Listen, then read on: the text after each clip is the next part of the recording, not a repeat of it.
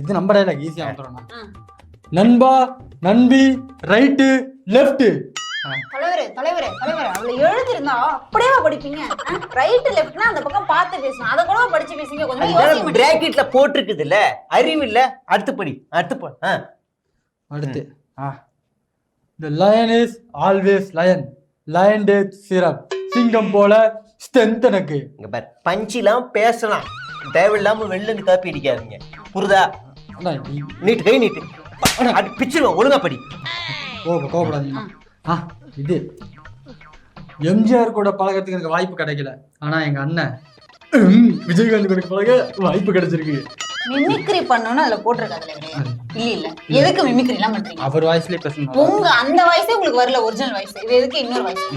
இது வந்து கோவமா பேசினாதான் கண்டுபிடிக்க மாட்டாங்க. அப்படின்னா நீ கடைசியா அவங்க வீட்டு அவர் இறந்ததுக்கு அப்புறம் நீ போய் பாத்தியோ, புரியுதா? அதனால நீ வந்து கொஞ்சம் அப்படி எமோஷனா பேசி சீனை போட்டாதான் இது முடியும். அந்த டோன்ல பேசினது புரியுதா? அங்க கை எங்க போகுது, அங்கேயே கை போகுது. இங்க பேசு, இதை படி. கோட்டைக்கு போற ரூட்டா, உங்களுக்கு வைக்க போன வேட்டா. சினிமா டைலாக் மட்டும் நல்லா வந்துரும், வேற எதுக்கும் லாய்க்கு இல்ல. அடுத்து படி. நரேந்திர மறுபடியும் ஒழுங்கா படி. தமிழ்ல தானே எழுதிக்கிறேன். கீழே இங்கிலீஷ் எல்லாத்தையும் எழுதிக்கிறேன். ஒழுங்கா படி. நரேந்திர தாமோதர பாய்.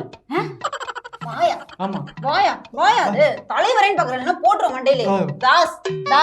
தமிழ்ல எழுதிக்குது. தமிழ் தேசியம் பண்ண போறோம் நம்ம. தமிழ் பாய்க்கும் தாஸுக்கும் வேற படி. அடுத்து படி. இந்த புசி ஆனந்த் இவரை வச்சுக்கிட்டு என்ன பண்ண போறேன்னு தானே கேக்குறீங்க? ஏய் பாவி காட்டாத நீ. இந்த மாதிரில எழுதவே இல்லையே. யாரு இது மட்டும் ஓனா வந்த மாதிரி இருக்குது? இல்லண்ணா, அதுல எழுதிருக்கு. மத்த டைலாக் எல்லாம் கரெக்டா இருந்துச்சு, ஆனா இது மட்டும் கரெக்டா உணர்ச்சி பொங்க வருது. புஷியாந்தெல்லாம் வச்சுக்கின்னு இப்படி வருது. நீ எழுதி குத்தியா? நான் எழுதி தரல தலைவரே. இல்லண்ணா, அதுல இருக்கிறதா